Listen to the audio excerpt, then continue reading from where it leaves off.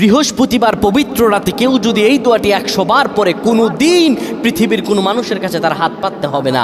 পৃথিবীর সব কিছু তার পায়ের নিচে আল্লাহ হাজির করে দিবেন। দারিদ্রতা থেকে মুক্তি দান করবেন, বিপদ আপদ থেকে মুক্তি দান করবেন, তার সম্মানকে সুউচ্চতা দান করবেন, অসুস্থতা থেকে দূরে রাখবেন। আল্লাহর অশেষ দয়া ও রহম তাকে দান করে দিবেন। সুবহানাল্লাহ। বৃহস্পতিবার রাত এটি গুরুত্বপূর্ণ রাত। এই রাত সপ্তাহে একদিন আসে। আরবিতে রাত আগে আসে, দিন পরে আসে। সুতরাং বৃহস্পতিবারের যে দিন গিয়ে রাত, এটি বৃহস্পতিবার রাত নয়, এটি শুক্রবারের রাত, এটি জুমাবারের রাত, এটি দোয়া কবুলের রাত, আল্লাহর কাছাকাছি হওয়ার রাত। সুবহানাল্লাহ।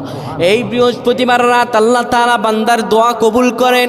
কেউ যদি বৃহস্পতিবার রাতে ঈশা নামাজের পরে পবিত্র হয়ে ইয়া হাইয়ু ইয়া হাইয়ু ইয়া হাইয়ু ইয়া রফিয়ু ইয়া রফিয়ু ইয়া রফিয়ু এই দোয়াগুলো পড়তে পারে 100 বার, আল্লাহ রাব্বুল আলামিন তার